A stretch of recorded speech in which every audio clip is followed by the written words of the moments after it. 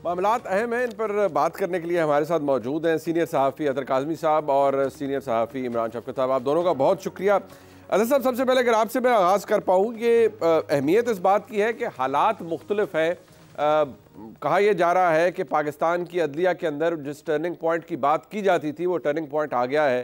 दिलचस्प अमर यह है कि पाकिस्तान तहरीक इंसाफ जो कि हमेशा से मुख्तलिफ मौक़िफ़ अपनाए रखे हुए है, तसद्दुक़ हुसैन जिलानी साहब के हवाले से जब एक वक्त था केयर टेकर्स को मुंतखब करने का या उनके हवाले से, तो तहरीक इंसाफ हमेशा ये कहती रही, 2018 के अंदर भी इमरान खान साहब ये कहते रहे कि तसद्दुक़ हुसैन जिलानी साहब एक बड़ा मोतबर नाम है।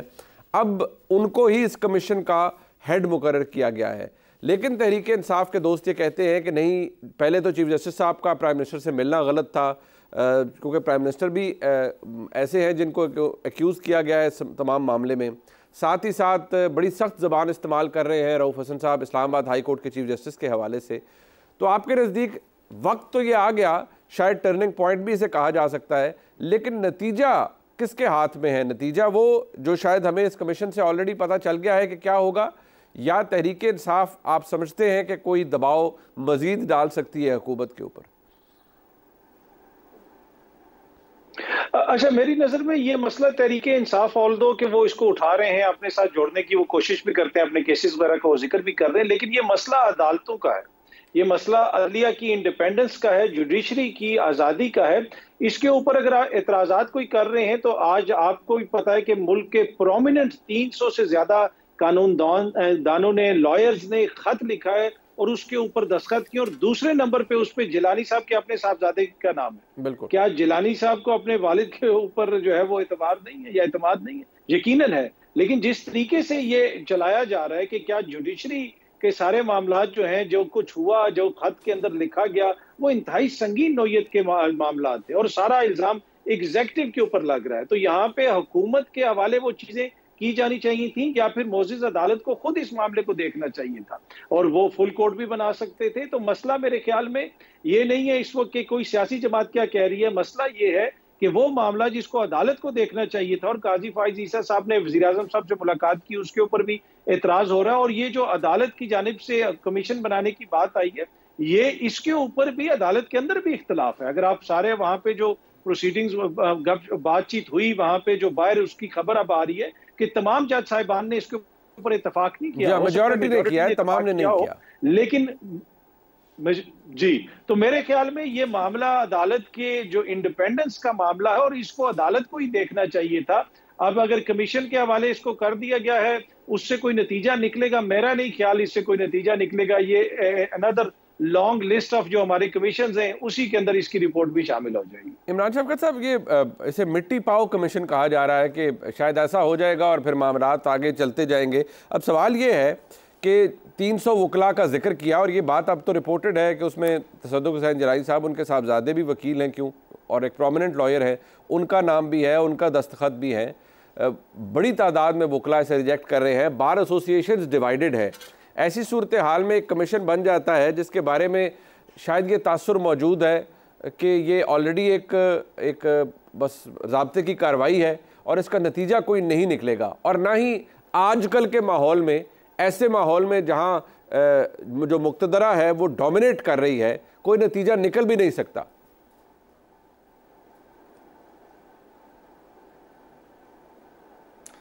मैं आपकी बात से इत्तफाक करता हूं कि हम ख्वाब बड़े ज़रा हाई लेवल के देखते हैं और हमारी तवक्कुआत भी उसी तरह की होती हैं। ग्राउंड रियलिटीज़ को हम उस तरह से ना जज कर पाते हैं और ना ही हकीकत पसंदाना हम रवैया इख्तियार करते हैं।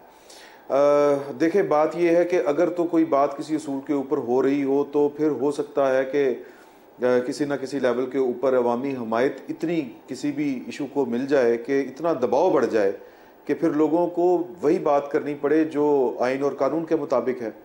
लेकिन यहाँ पे मामला तो मैं बड़े अफसोस के साथ कहता हूँ कि यहाँ पे भी पॉलिटिकल पॉइंट स्कोरिंग से ज़्यादा कोई चीज़ मुझे नज़र नहीं आ रही। मैं अपनी बात कर रहा हूँ।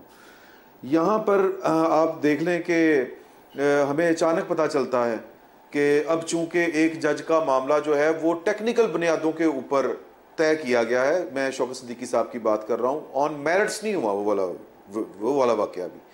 तो उसको बेस बना के अब चूंकि इमरान खान साहब की जो पिटिशंस थी वो मतलूबा जगहों के ऊपर लग नहीं पा रही थी। जस्टिस आमिर फारूक साहब के ऊपर मुसर्रत जमशेद चीमा साहिबा जो हैं उनके साथ गुफ्तगू की जो ऑडियो टेप लीक हुई थी, उसमें इमरान खान साहब जस्टिस आमिर फारूक साहब के बारे में जो कह रहे हैं कि वो दूसरी तरफ से लाइन लेते हैं, उनको रहने दें आप, वो तो छोड़ दें आप उनको।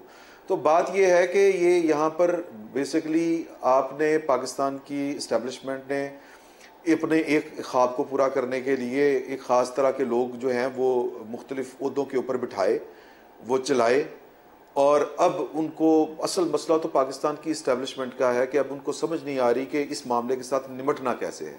असूल की बातें जो हैं वो करते रहे हम कि जी कि ये फ़लाँ असूल है, असूल की आड़ में सब कुछ हो रहा है बेसिकली।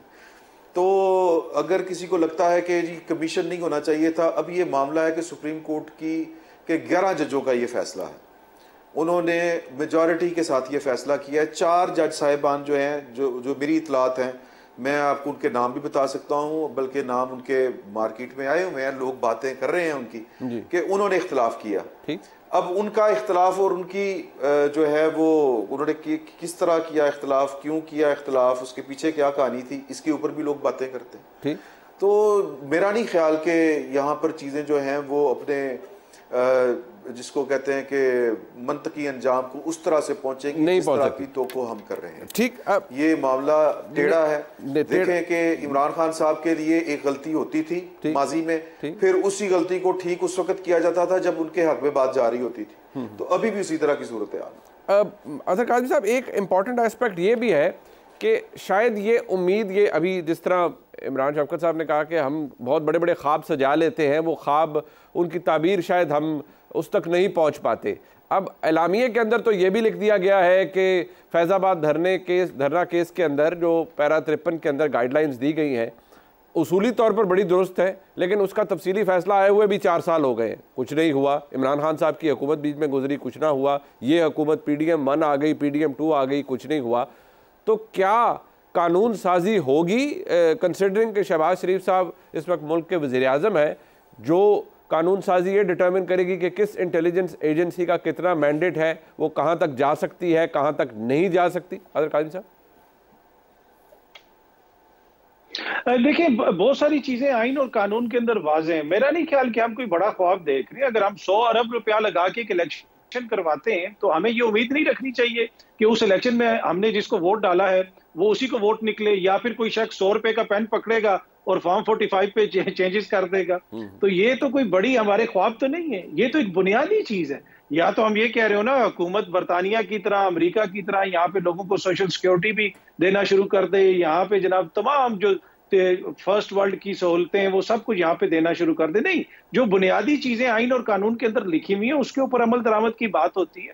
अब जो भी, चाहे कोई खुफिया इदारा हो या फिर कोई सामने इदारा हो, उसका जो किरदार है वो आइन के अंदर लिखा हुआ है। अब आइन के अंदर बिल्कुल वाज़ेह है कि जो ट्राइकोटमी ऑफ पावर्स है उसको आपसे ज्यादा कौन समझता है? आप खुद कानूनदान हैं।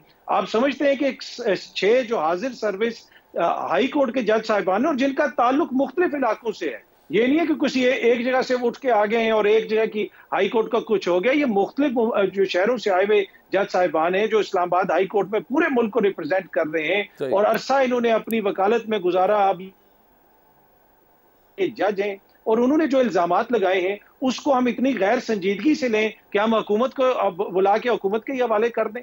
और उसमें जो चीफ जस्टिस साहब को और सुप्रीम जुडिशल काउंसिल को जो खत लिखा गया था उसमें रहनुमाई मांगी गई थी कि बताएं इस पे क्या किया जाए। उन्होंने उठा के मामला एग्जीक्यूटिव को दे दिया। तो मेरे ख्याल में ये आइन का बुनियादी मसला है और जब तक आइन को हम ख्वाब और टीवी पे बैठ के ये पेश करते रहेंगे कि ये कोई देवमालाई बातें, नहीं, तब तक इस मुल्क में आइन की यही हालत रहेगी।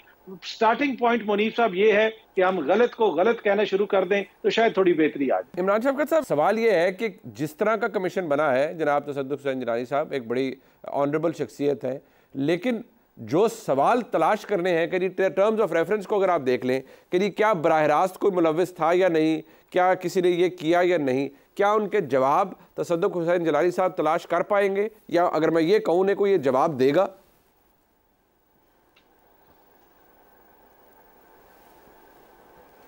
देखें, कोई जवाब नहीं देगा। मैं वही गुजारिश जो मैंने पहले वाली बात कही थी कि हम उम्मीदें ज़रा थोड़ी सी ज़्यादा बढ़ा लेते हैं, और ख़ुसूसन जब हमारा कोई मामला अटक जाए या हमारा कोई मामला रुका हुआ हो या हमारे कोई पसंद नापसंद का मामला हो, तो फिर हम बहुत आइन कानून और ये वाली बातें करते हैं। ये इस मुल्क में जो जुडिशरी है वो एकदम से कहीं से नहीं आई। पाकिस्तान की जुडिशरी का एक माजी है। पाकिस्तान की जुडिशरी जो है वो जिस तरह करके, और मैं कोई बहुत ज़्यादा पुरानी बात नहीं कर रहा आपसे, मैं आपसे बात कर रहा हूँ 2018 की। 2018 में जो कुछ हो रहा था, जो पनामा वगैरह में जो कुछ हुआ था, जो अकामा में हुआ, अब तो अलीमा बीबी कह रही है कि अकामा वाली भी गलती थी जी। तो ये हम जो है ना, मैं बेसिक जो पॉइंट मेक करना चाह रहा हूँ वो ये है कि यहाँ पर देवमालाई, अभी अतर साहब ने बात की कि किस्सों की बात नहीं है, देवमालाई किस्से ही हैं। ये बहुत बड़ा ख्वाब है कि पाकिस्तान में आइन की हुक्मरानी हो। ये बहुत बड़ी जिद्दोजहद है। अब देखें कि प्राइम मिनिस्टर ऑफिस के में बैठने वाले लोग जो हैं वो अपनी पोजीशंस के ऊपर कंप्रोमाइज करते आए हैं। ये यही इमरान खान साहब हैं जो माजी में कहते थे कि मेरे फोन अगर टेप होते हैं तो बिल्कुल ठीक होते हैं, इसे को करने चाहिए। हमने माजी में ऐसे वज़ीर आज़म भी देखे हैं जो इन्हीं प्राइम मिनिस्टर का जो ये इख्तियारात थे उन पे जिन्होंने कंप्रोमाइज नहीं किया था, जिनमें बेनज़ीर भुट्टो साहिबा थी, जिनमें जुल्फ़िकार अली भुट्टो साहब थे। तो बात यह है कि हमने अपनी अपनी पसंद और नापसंद के एक हमने एनके पहनी हुई हैं और हम उन एनकों के सूरत में देखते हैं। अब मैं एक आपसे बात पूछना चाह रहा हूँ कि एक 6 जजों का एक मुश्तरका तौर पर उन्होंने कोई एसोसिएशन बनाई हुई है। इसका मतलब है कि जब उन्होंने ये खत लिखा था तो फिर आपस में बैठ के कोई बातचीत भी की होगी। अभी अतर साहब ने कहा कि ये मुख्तलिफ इलाकों से लाए हुए लोग हैं, ये एक सिस्टम के जरिए आए हुए लोग थे या एक सिस्टम के जरिए आए हुए लोग हैं। इन 6 बंदों ने बैठ के कहीं पर कोई बैठ के बातचीत की होगी, अपने ख्यालात शेयर किए होंगे और कोई ना कोई बाहम सलाह मशवरा हुए होंगे, तो ही तो ये मुश्तरका खत लिखा गया है। तो अगर 11 जजों ने कहा है कि इनको बुला के सुना भी है और सुनने के बाद चीफ जस्टिस की सरबराही में 11 जजों ने फैसला किया है कि नहीं इसके ऊपर कमीशन बनना चाहिए, तो इसमें कौन सी क़यामत आ गई? सही मसला जो है वो उसूल का नहीं है, मैं बार बार ये कह रहा हूं, ये पॉलिटिक्स है। ठीक, अब पॉलिटिक्स में हर बंदा अपना पॉइंट स्कोर करना चाहता है। पॉलिटिक्स तो है या पॉलिटिकल कन्वीनियंस है, उसी की होगी जिसको जो पावर पॉलिटिक्स में जो सबसे ऊपर है। बिल्कुल ठीक, बिल्कुल ठीक। मैं अदर का चले जी अब यूं भी कह सकते हैं। हाँ, मतलब तो पाकिस्तान में अभी इनकलाब कोई नहीं आया। मैं सिर्फ इतना गुजारिश करना चाहता हूं कि पाकिस्तान में इनकलाब कोई नहीं आया। इनकलाब नहीं आया, बट अदर काज़मी साहब क्योंकि चलें आप अगर हम इसे खालिस्तन एक सियासी एंगल से देख लें, हमने एक उसूल की बहस तो यहाँ कर ली, बट एक बिल्कुल सियासी एंगल से तहरीक इंसाफ समझती है कि ये इमरान खान की और उनकी जमात के बयानिए को एंडोर्स किया, उस पर मोहर लगा दी गई है इन 6 जजेस की तरफ से कि बिल्कुल जो हुआ है वो गलत हुआ है। मेरा सवाल ये है कि इस तमाम मामले से तहरीक इंसाफ को सियासी फ़ायदा वो हासिल कर पाएंगे या जो इसका नतीजा निकल आया है वो वैसा ही रहेगा और वो नो गेन नो लॉस वाली सिचुएशन होगी? अगर इख्तिसार से आप इस पे कमेंट कर पाए तो। मेरा नहीं ख्याल कि कोई इससे कोई उनका कोई सियासी बयानिया बन पाएगा, इसलिए कि सियासी जमातें देखें कोशिश करती हैं, हर सियासी जमात कोशिश करती है। यही जस्टिस बाबर सत्तार साहब हैं, इनकी नॉमिनेशन के खिलाफ तो तहरीक इंसाफ ने जो कुछ किया उस जमाने में, इसलिए कि क्योंकि उस वक्त वो एक पेज पे थे, वो भी आपको याद होगा। तो सियासी जमातें तो कोशिश करती हैं और माजी में कोई किसी और को लेके करता था, मुस्तकबिल में कोई और किसी को लेके करेगा। मुझे नहीं लगता कि वो कोई ऐसा इसके ऊपर कोई बहुत बड़ा कोई सियासी वो कोई हलचल होगी। लेकिन मसला ये है कि ये जो मामला है, मुझे ये लगता है कि ये ओवरऑल जो मुल्की सियासत है उसके सेंटर में ये आ जाएगा और फिर आप देखेंगे कि ये मामला जो है अब अगर उस कानून के मुताबिक हल नहीं होता तो फिर इसके ऊपर सियासत ही होगी और सियासी बयानात होंगे और मुझे ये लगता है कि ये चीज थोड़ी सी बढ़ेगी। ये जितनी इसको मिट्टी पाओ वाला कोशिश की जा रही है वो उस तरह ये हो नहीं पाएगा और उसकी कुछ वजूहात हैं जो आने वाले दिनों में आप भी देखेंगे कि खुल के सामने आना शुरू हो जाएंगी।